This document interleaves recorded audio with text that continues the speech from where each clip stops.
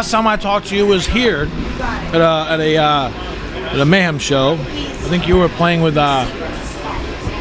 was it Korn? Yeah, 2010, right?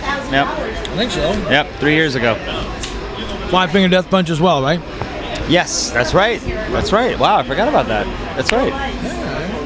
Crazy. It seems like it's a rotating stock of bands. There's only so many bands, right? There's not a whole lot of us left. It's slim pickings out there these days. If you're into hard rock and metal, it seems like it's a new breed, new crop that maybe just haven't reached that other plateau. They're coming up, I think. I think in the next couple of years we'll really see some new faces. Like today we have bands like Motionless in White and Born of Osiris. You could say that's part of the new crop. I think so, yeah. And Mayhem's really good about that too. Mayhem really seems to, the people that organize the show seem to keep their finger on the pulse of the up and coming bands and the different scenes, and it's all the same stuff, but it's also very subdivided, you know. So they're really good about keeping up with it. I know last year they had Asking Alexandria, As I Lay Dying, and The Devil Wears Prada, which most of the Skinner rockers that I know were like, "What the fuck is that?" Yeah. But, you know, just the new. Who is Alexandria, and what are they asking her? That's right. Yeah. Why do they look like girls?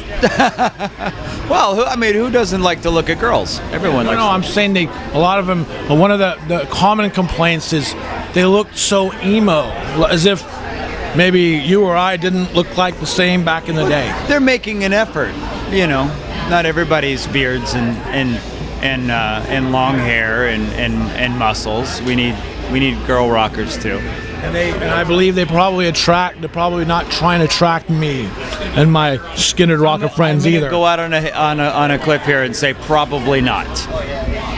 Probably got way more girls than we ever imagined. If you had a daughter, they would probably want her at the show. Yeah. Now this is you've been with Zombie for quite some time now, right? 103 years. No, it's been 7 years. This is the last month actually, 7 years, May. So, time flies.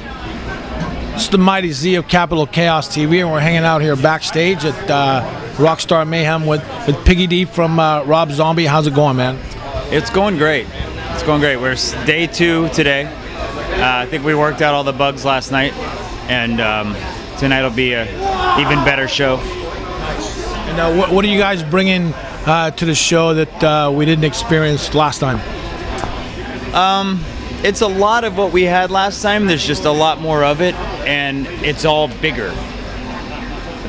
We had fire last time we were here, but there's way more fire. We had video screens at the last Mayhem, but now there's twice as many.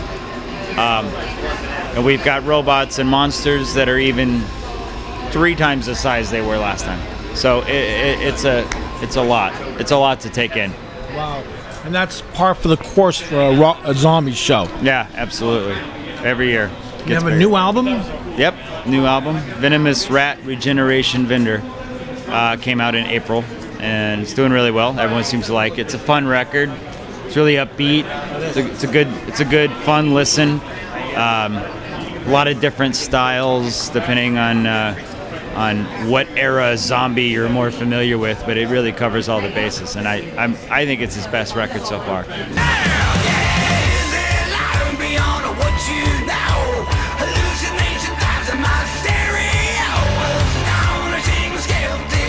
And you're bringing Grand Funk to the newbies who may not have known. Yeah, absolutely. Yeah, we played it live for the first time last night. It seemed to do well. So.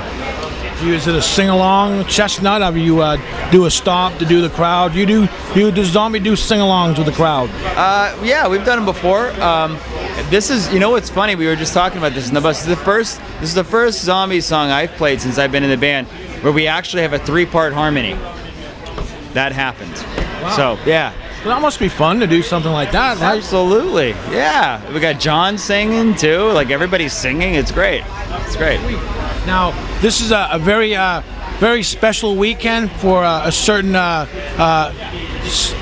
sector of the American people. Not only is it Gay Pride weekend here in the Bay Area, San Francisco, but the Proposition 8, the anti-gay marriage bill, was overturned by the Supreme Court. Is that something that you're happy to hear as well? I am overjoyed about that.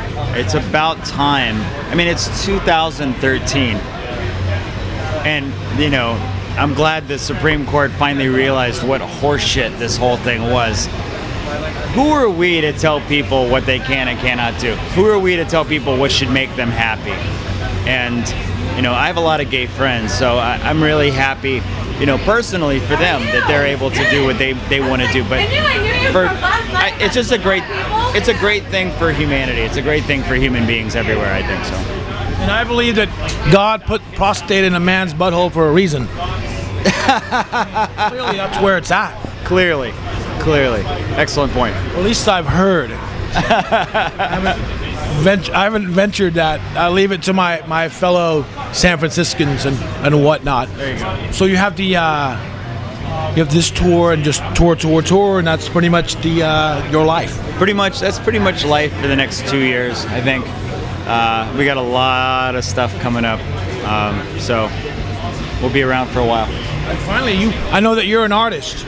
Yeah. And have you been involved in your art much lately, or? I have. I've been doing some songwriting and little video stuff and some painting, and I'm a professional dabbler. I dabble. I get something going, and then I wander off, and I do something else, and then I come back, and then I go, oh, what was that? I forgot about that, and then I do that. I have the attention span of a 5-year-old, so yeah. You'll get to it in time. Yeah, exactly. When I'm dead, there'll be a bunch of unfinished crap. And finally, what would you like to say to people that might be watching this? Well, we hope to see you on the big metal Rockstar Mayhem tour, and if not, then we'll see you in the fall at the Great American Nightmare here in California, the Rob Zombie haunted attraction that we have in October.